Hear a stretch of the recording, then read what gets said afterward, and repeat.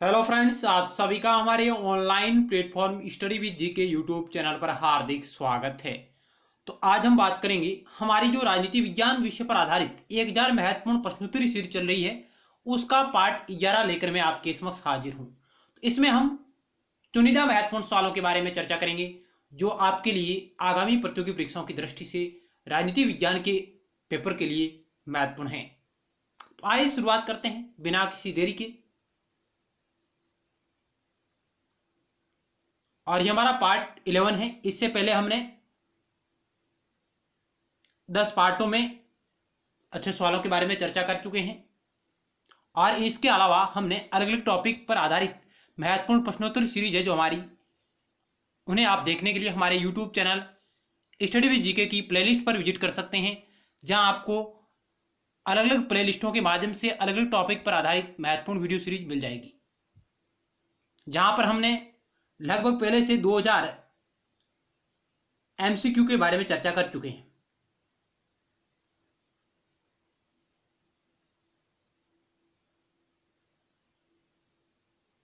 पहला क्वेश्चन आपकी स्क्रीन पर रहा। ये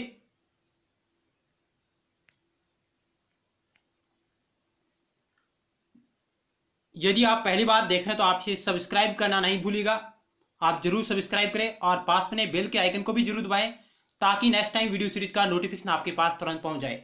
यदि आपको हमारे द्वारा किया जा रहा प्रयास अच्छा लग रहा हो तो आपसे लाइक करें और अपने मित्रों के साथ शेयर भी करेगा, जो भी आपके पास स्टडी रिलेटेड ग्रुप है व्हाट्सएप, फेसबुक, टेलीग्राम इत्यादि पर। पहला सवाल क्या कह रहा है कि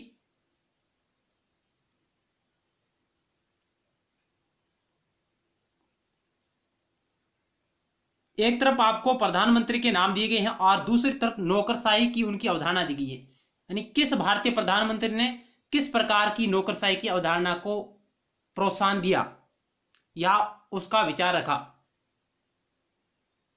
और इन सूचियों को आपको क्या करना, मिलान करना है।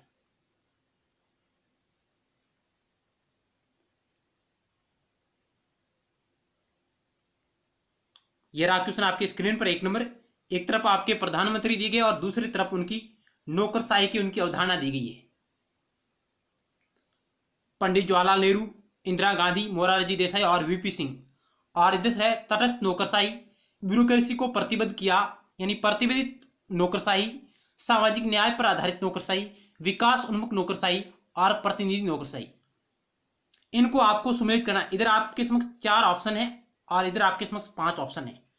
इनमें से आपको सुमेलित करना है।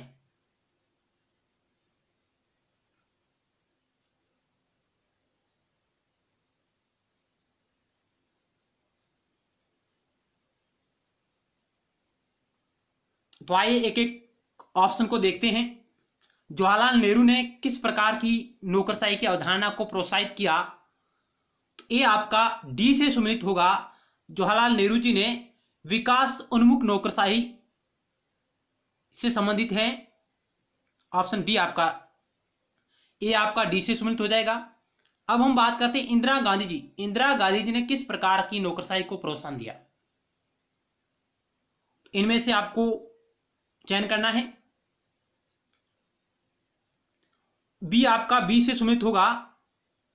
इंदिरा गांधी जी ने प्रतिबंधित ब्यूरोक्रेसी, यानी प्रतिबंधित ब्यूरोक्रेसी या ब्यूरोक्रेसी को प्रतिबद्ध किया।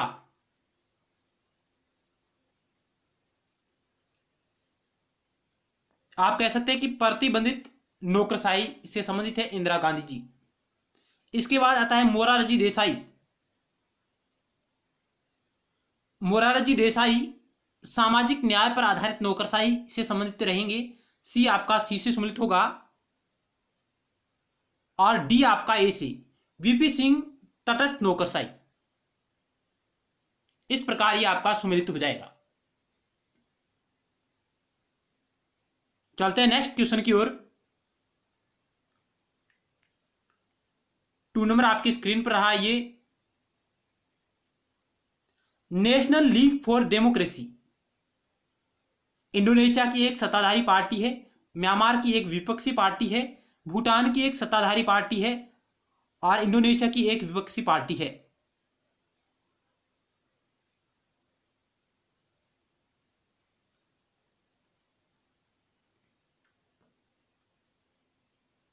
क्या होगा इस सवाल का राइट आंसर? आप यहां लिख सकते हैं विपक्षी या सत्ताधारी, इनमें से कोई भी एक हो सकती है।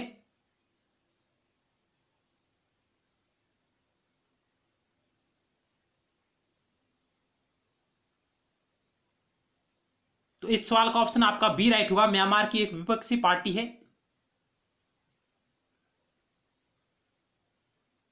या सत्ताधारी। ऑप्शन आपका बी राइट हो जाएगा। नेक्स्ट सवाल आपकी स्क्रीन पर रहा।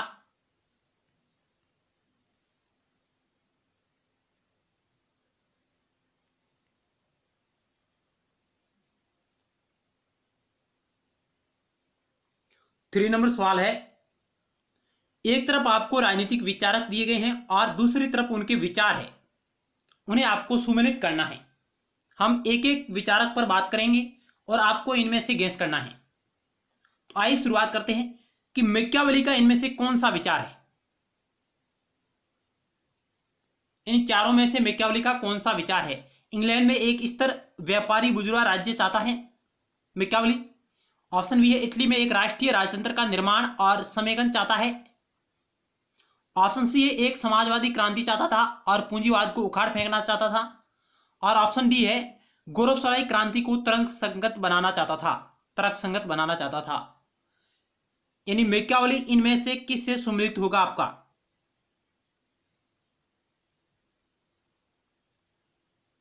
ए आपका बी से सम्मिलित होगा। मैकियावेली है इटली में एक राष्ट्रीय राजतंत्र का निर्माण करना चाहता था और उसका एकीकरण करना चाहता था, समेकन करना चाहता था। तो ए आपका बी से सम्मिलित होगा। अब हॉब्स क्या चाहता है? हॉब्स के बारे में बात करते हैं। इन चारों में से हॉब्स किससे सम्मिलित होगा?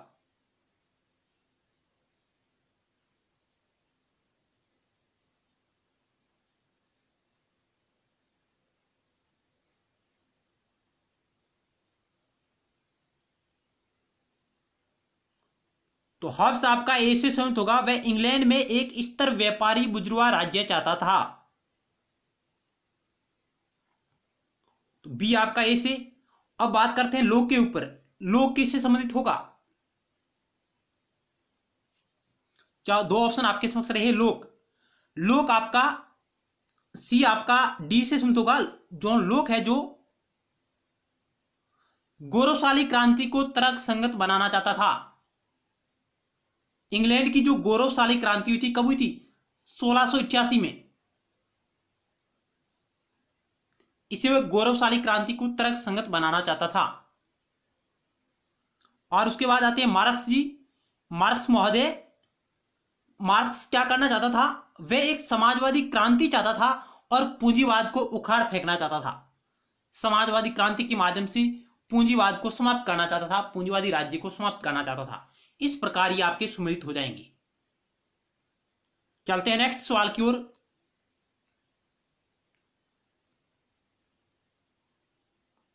निम्नलिखित में से किस मामले ने भारतीय संसद को 24वां संविधान संशोधन विधेयक बनाने के लिए प्रेरित किया? गोलकनाथ का मामला, शंकरी प्रसाद का मामला, Keshavananda Bharti case, Shah Bano case.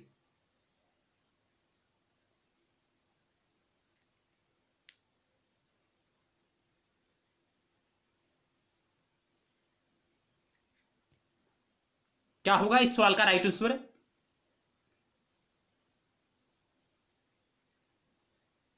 Option आपका ए राइट हुआ। गोलकनाथ मामला, गोलकनाथ बनाम पंजाब राज्य विवाद आता है।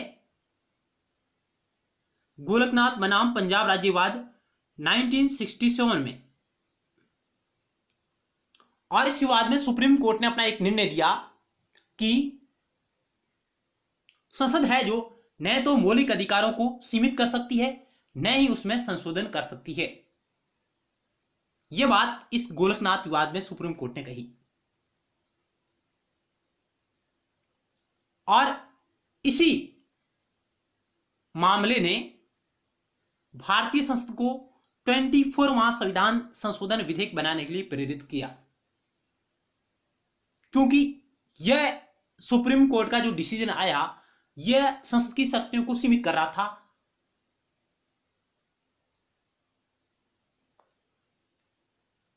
और मौलिक अधिकारों को अधिक गारंटी प्रदान कर रहा था।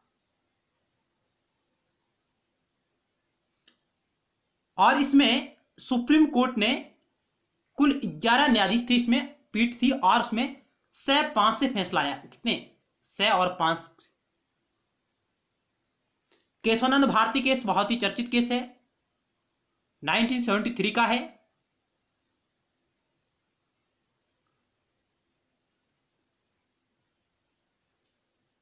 चलते नेक्स्ट सवाल की ओर। इनके बारे में हम नेक्स्ट वीडियो सीरीज में विस्तार से बात करेंगे। तो सुप्रीम कोर्ट के जो भी महत्वपूर्ण केस हैं उनके बारे में विस्तार से हम चर्चा करेंगे नेक्स्ट टाइम।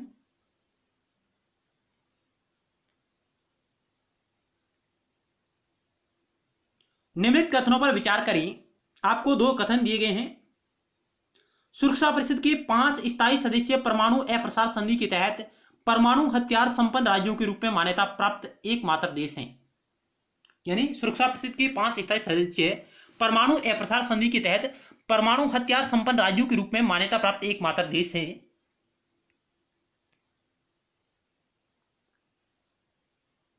ऑप्शन 2 कह रहा है सुरक्षा परिषद के गैर स्थायी सदस्यों का कार्यकाल 3 वर्ष का है। ऊपर दिए गए कथनों में से कौन सा सही है? केवल 1, केवल 2, 1 और 2 दोनों, न तो 1 और न ही 2।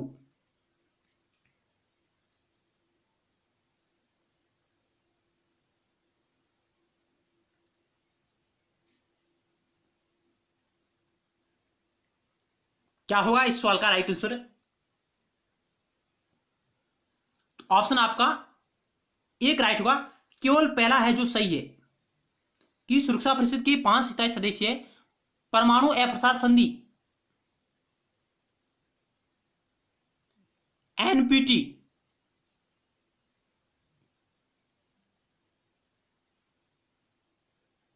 लागू कब हुई? 1970 में। और इस एनपीटी के तहत परमाणु हथियार संपन्न राज्यों के रूप में मान्यता प्राप्त एकमात्र देश है। यह बात बिल्कुल सही है। पहला कथन आपका बिल्कुल सही है। सुरक्षा परिषद के गैर स्थायी सदस्यों का कार्यकाल 3 वर्ष का है, यह बात बिल्कुल गलत है। सुरक्षा परिषद के गैर स्थायी सदस्यों का कार्यकाल कितना है? 2 वर्ष का है मित्रों। यह चर्चा में है क्योंकि हाल ही में यानी भारत को यूएन सुरक्षा परिषद का अस्थायी सदस्य चुना गया है। यानी भारत है जो यूएन सुरक्षा परिषद का 8वीं बार अस्थायी सदस्य बना है। यह बात आप नोट करिएगा। भारत है जो यूएन सुरक्षा परिषद का 8वीं बार गैर स्थायी सदस्य बना है, यानी अस्थायी सदस्य चुना गया है। और भारत की अवधि कब रहेगी? भारत यह 1 जनवरी 2021 से 2 वर्ष के लिए यह मेंबरशिप रहेगी भारत की। 1 जनवरी 2021 से 31 दिसंबर 2022 तक इस अवधि के लिए भारत है जो यूएन सुरक्षा परिषद का अस्थायी सदस्य चुना गया है। और यह भारत 8वीं बार चुना गया है। अब तक भारत है जो 8 बार चुना गया है। और 8वीं बार कब चुना गया? तो यह आपका जून 2020 में चुना गया है, यानी कल ही 17 जून 2020 को। यूएन सुरक्षा परिषद में 5 स्थायी सदस्य वीटो पावर और 10 अस्थायी सदस्य है। और इन 10 अस्थायी सदस्यों में से इनके आधे सदस्य प्रतिवर्ष चुने जाते हैं। 10 अस्थायी सदस्यों में से आधे सदस्य प्रतिवर्ष चुने जाते हैं सुरक्षा परिषद में। यह भी बात आप नोट करिएगा। हम इसके बारे में विस्तार से चर्चा करेंगे नेक्स्ट टाइम। तो इस क्वेश्चन के बारे में चर्चा करते हैं। अभी ये जानकारी आप नोट कर सकते हैं। ऑप्शन आपका 1 राइट होगा, केवल पहला सही है। और एनपीटी है जो आपकी साइन कब हुई? 1968 में। लागू कब हुई? 1970 में। यह भी आप ध्यान रखिएगा। नेक्स्ट सवाल आपकी स्क्रीन पर रहा।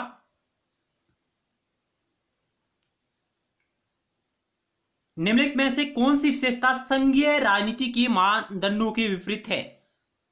निम्नलिखित में से कौन सी विशेषता संघीय राजनीति के मानदंडों के विपरीत है? सामान्य अखिल भारतीय सेवा, एकल एकीकृत न्यायपालिका, नीचे दी गई कोड का उपयोग करके सही उत्तर का चयन करें। ऑप्शन ए केवल दो, केवल एक, दोनों एक और दो, न तो एक और नहीं दो।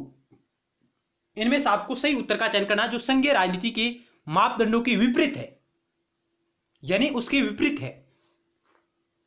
इस शब्द को आप गौर से पढ़िएगा। इनमें से कौन सी विशेषता संघीय राजनीति के मानदंडों के विपरीत है? सामान्य अखिल भारतीय सेवा, एकल एकीकृत न्यायपालिका, और ये कथन दिए गए हैं, और इनमें से कौन सी आपको चयन करना है?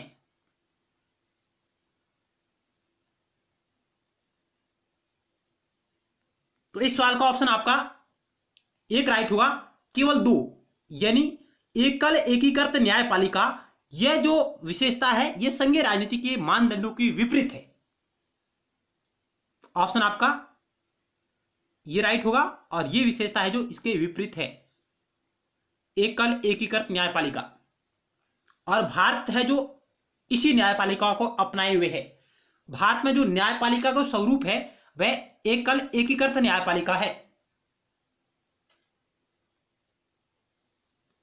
सबसे ऊपर सुप्रीम कोर्ट, हाई कोर्ट और अधीनस्थ न्यायालय।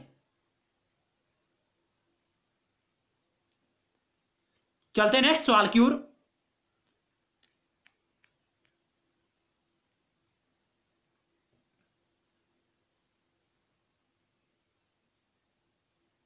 सेवन नंबर सवाल आपकी स्क्रीन पर रहा।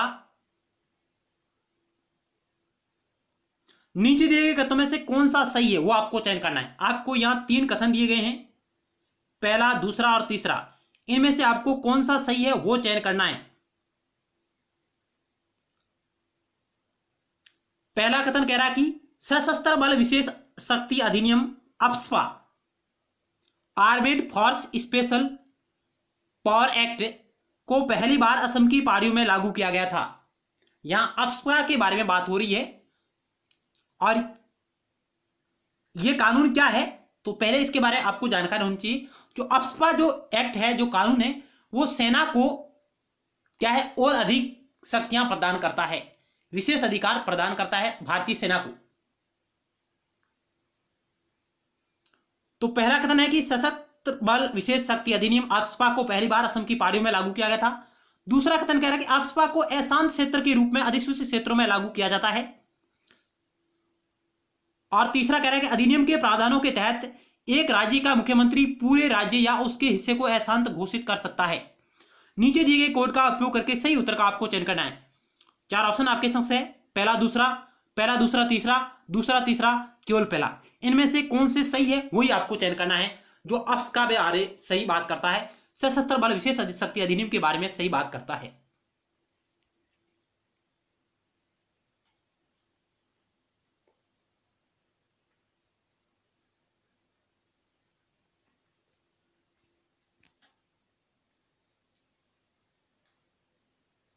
तो इस सवाल का ऑप्शन आपका एक राइट होगा, पहला और दूसरा बिल्कुल सही है। पहला और दूसरा बिल्कुल सही है कि सशस्त्र बल विशेष शक्ति अधिनियम अफ्स्पा को पहली बार असम की पहाड़ियों में लागू किया गया था। यह बात बिल्कुल सही है। और कब लागू हुआ था? यह 1958 में। और यह कानून बना कब? यह कानून भी 1958 में पारित हुआ था। अफ्स्पा एक्ट 1958 में पारित किया गया था। जो क्यों पारित किया गया था कि यह इसलिए पारित किया गया था कि जहां अशांत क्षेत्र है, भारतीय किसी राज्य या उसका कोई क्षेत्र जहां पर अशांत क्षेत्र है, अधिसूचित क्षेत्र है, वहां पर यह कानून लागू हो जाता है। और यह वहां पर सेना की वहां तैनाती बढ़ा दी जाती है, और सेना को यह विशेष शक्तियां प्रदान करता है। अफ्स्पा को अशांत क्षेत्र के रूप में अधिसूचित क्षेत्रों में लागू किया जाता है। यह बात बिल्कुल सही है। भारत का जो भी क्षेत्र है जहां पर अशांति फैली हुई है, वहां पर यह कानून लागू हो जाता है। और ये लागू कब होगा, किस प्रकार लागू होगा? जब जो ये अफ्स्पा कानून है, इसमें कुल 7 धाराएं हैं। इसकी धारा 3 कहती है, धारा 3 जिसमें कहा गया है कि केंद्र सरकार या राज्य सरकार, राष्ट्रपति या राज्यपाल, इनको लगता है कि कोई क्षेत्र जहां पर तनाव है, अशांति है, वहां पर केंद्र सरकार, राज्य सरकार यदि राज्यपाल के परामर्श से वहां पर इस कानून को लागू करती है, और राज्यपाल को विशेष शक्तियां हैं, राज्य सरकार को विशेष शक्तियां हैं, राज्य सरकार की सहमति से ही यह कानून लागू होता है। यह बात आप नोट करिएगा। ऑप्शन आपका तीसरा गलत हो जाएगा कि यह मुख्यमंत्री का कोई लेना देना नहीं है। अधिनियम के प्रावधान तहत एक राज्य का मुख्यमंत्री पूरे राज्य उसके हिस्से को अशांत घोषित कर सकता है, मुख्यमंत्री नहीं, राज्यपाल।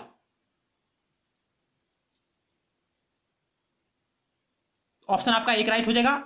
और ये 1958 में कानून बना है, और ये भारत का जो पूर्वोत्तर क्षेत्र है, जो 7 सिस्टर के नाम से जो भारत के पूर्वी राज्य है, जो 7 राज्य है, वहां पर यह कानून लागू हुआ था।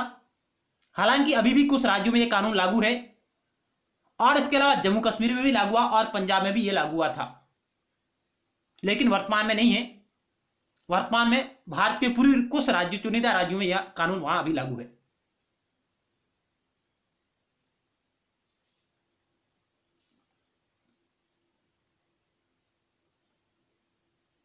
आपके लिए क्वेश्चन है कि इस अफस्पा कानून के विरोध में पूरे भारत की उस महिला का नाम बताइए जिन्होंने काफी लंबे समय तक, यानी लगभग 16 वर्षों के लिए अनशन किया था, लगातार 16 ईयर से अनशन कर रही थी। उस महिला का क्या नाम है, उस महिला कार्यकर्ता का क्या नाम है जो इस कानून के खिलाफ अनशन कर रही थी, पूर्वोत्तर भारत की वह महिला जो काफी चर्चा में रही थी। इस क्वेश्चन का आप आंसर कमेंट बॉक्स के माध्यम से दीजिएगा, आपके लिए क्वेश्चन है। चलते हैं नेक्स्ट सवाल की ओर।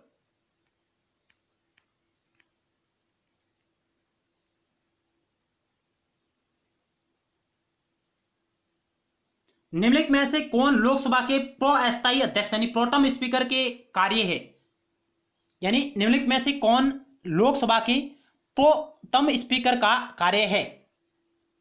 प्रोटम स्पीकर एक प्रकार का अस्थायी अध्यक्ष होता है लोकसभा का, और उसका कार्य क्या है। 4 ऑप्शन आपके समक्ष रहे। सदन के सदस्यों को शपथ दिलाना और एक नियमित अध्यक्ष चुने जाने तक पदभार संभालना, अध्यक्ष की अनुपस्थिति में सदन की कार्यवाही का संचालन करना, यह जांचने के लिए क्या सदन के सदस्यों के निर्वाचन प्रमाण पत्र वैध हैं, सदन द्वारा पारित विधेयकों पर अपनी सहमति दे, सदन द्वारा पारित विधेयकों पर अपनी सहमति देना, उसका कार्य क्या है। प्रोटम स्पीकर का कार्य क्या, बहुत ही क्वेश्चन है। ऑप्शन आपका एक राइट होगा।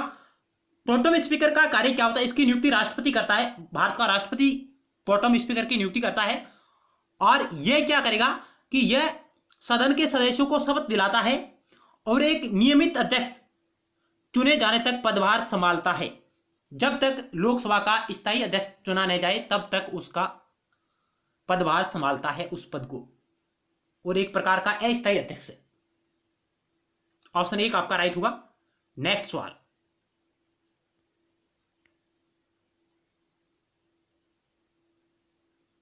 और 17वीं लोकसभा जिसके आम चुनाव 2019 में हुई, और उसमें प्रोटम स्पीकर कौन बना, किसे नियुक्त किया गया था प्रोटम स्पीकर, यह आप बताइएगा कि 17वीं लोकसभा के चुनाव 2019 में हुए और 17वीं लोकसभा में प्रोटम स्पीकर कौन था, यह आपके लिए सवाल है। भारत के सर्वोच्च न्यायालय का मूल अधिकार क्षेत्र है भारत सरकार और एक या एक से अधिक राज्यों के बीच विवाद, भारत सरकार द्वारा हस्ताक्षरित समझौते और अन्य समझौते, राजनीति के प्रत्यक्ष सिद्धांतों के कार्यान्वयन से संबंधित विवाद, संसद द्वारा पारित एक विधेयक जो संविधान का उल्लंघन है उसे संबंधित विवाद।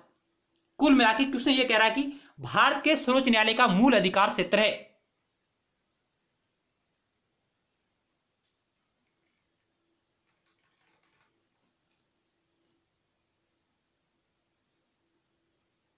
इस सवाल का ऑप्शन आपका एक राइट होगा। भारत सरकार और एक या एक से अधिक राज्यों के बीच जो विवाद है वो मूल अधिकार क्षेत्र के अंतर्गत आएंगे।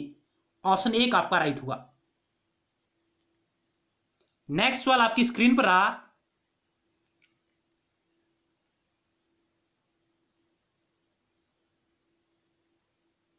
टेन नंबर, नीचे दो वक्तव्य दी गई, यानी कुल मिला के आपको कथन ए दिया गया है और कारण आर दिया गया है, और फिर आपको ऑप्शन दिए गए हैं कि ए आर दोनों सही है, आर ए की सही स्पष्टीकरण है, ए आर दोनों सही है परंतु आर ए का सही स्पष्टीकरण नहीं है, ए सही परंतु आर गलत है, ए गलत है परंतु आर सही है। अब कथन ए क्या कह रहा है कि भारत में प्रत्येक राज्य के राज्य क्षेत्र में एक उच्च न्यायालय विद्यमान है। कथन को आप ध्यान से सुनेगा कि भारत में प्रत्येक राज्य के राज्य क्षेत्र में एक उच्च न्यायालय विद्यमान है, और रीजन कह रहा है कि भारत के संविधान में यह प्रावधान है कि प्रत्येक राज्य में एक उच्च न्यायालय हो। क्या होगा इस सवाल का राइट आंसर, आप चयन कीजिएगा।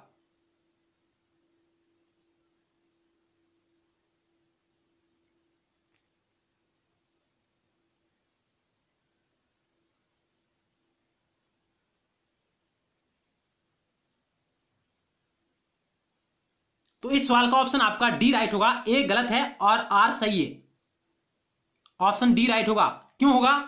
क्योंकि कथन कह रहा है कि भारत में प्रत्येक राज्य के राज्य क्षेत्र में एक उच्च न्यायालय विद्यमान हो।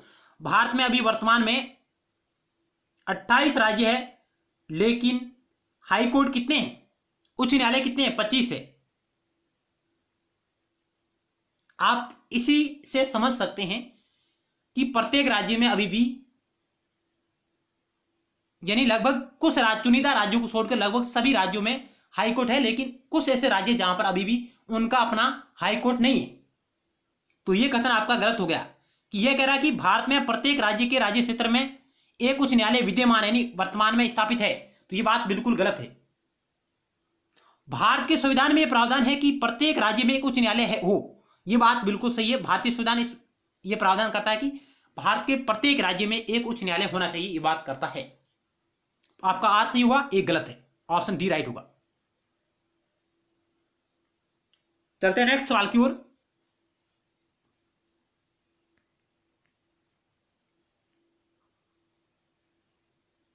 समाजवादी विचारक प्राकृतिक संसाधनों के राष्ट्रीयकरण के पक्षधर हैं।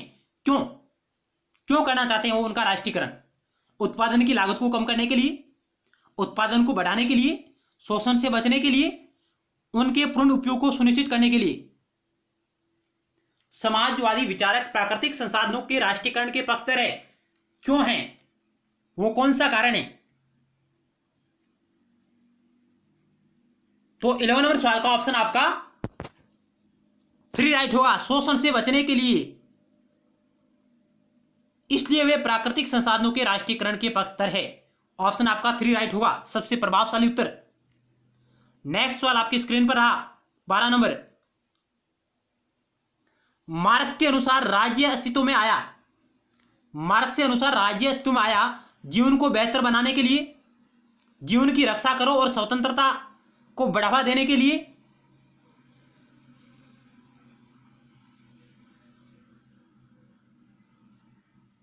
जीवन की रक्षा करो और स्वतंत्रता को बढ़ावा मिले इसलिए, गरीबों के शोषण का अंत करने के लिए, और राज्य द्वारा गरीबों के शोषण को वैध बनाने के लिए। मार्क्स के अनुसार राज्य अस्तित्व में आया था। वो कौन सा कारण है उसलिए आया था?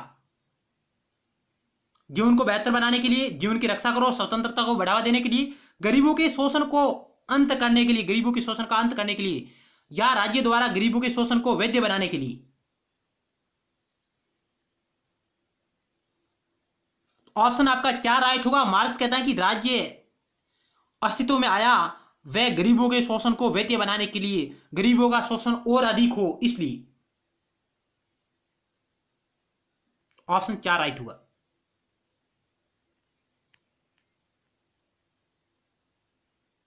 निम्नलिखित में से मार्क्सवादी विचारक में से किसे एक प्रतिभाशाली सिद्धांतवादी कहा गया? एक प्रतिभाशाली सिद्धांतवादी कहा गया। लेनिन, ग्राम्स्की, माओ, ट्रॉट्स्की।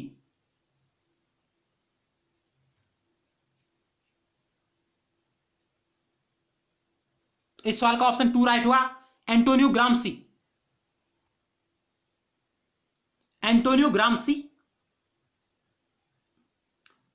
इन्हें एक प्रतिभाशाली सिद्धांतवादी कहा गया।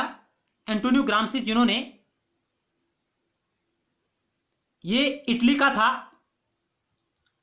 एंटोनियो ग्राम्सी, और इनकी प्रसिद्ध बुक है प्रिजन नोटबुक। बार बार मैं वीडियो में कह रहा हूं कि प्रिजन नोटबुक इनकी प्रसिद्ध पुस्तक थी। जो उन्होंने अपनी जेल के दौरान लिखी थी, इन्हें जेल में डाल दिया गया था, और जो उनकी मृत्यु के बाद 1971 में प्रकाशित हुई है प्रिजन नोटबुक। और इन्होंने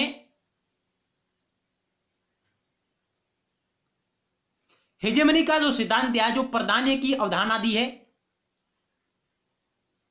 वो इनकी प्रसिद्ध अवधारणा रही है ग्रामसी की।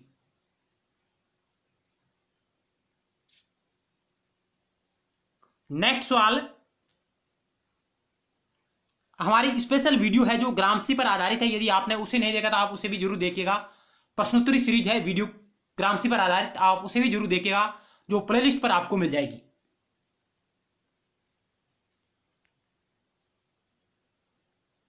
किस देश के विचारकों में सरकार की एक अंक को संप्रभुता सौंपने की सामान्य प्रवृत्ति है? किस देश के विचारकों में सरकार के एक अंक को संप्रभुता सौंपने की सामान्य प्रवृत्ति है? England, France, Germany, Switzerland.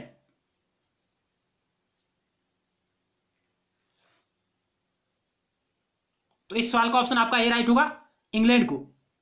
England में ये ऐसी सामान्य प्रवृत्ति है, ऑप्शन एक राइट होगा।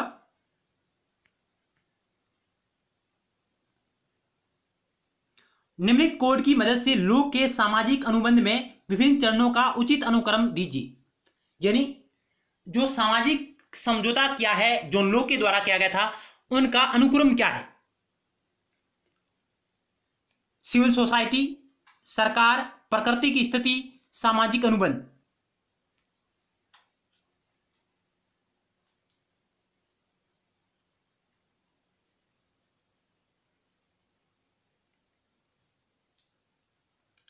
जॉन लोक ने जो सामाजिक समझौता किया उसका क्रम क्या है? सिविल सोसाइटी, सरकार, प्राकृतिक स्थिति और सामाजिक अनुबंध। कोड आपके समक्ष रहे 4। क्या होगा इस सवाल का राइट आंसर?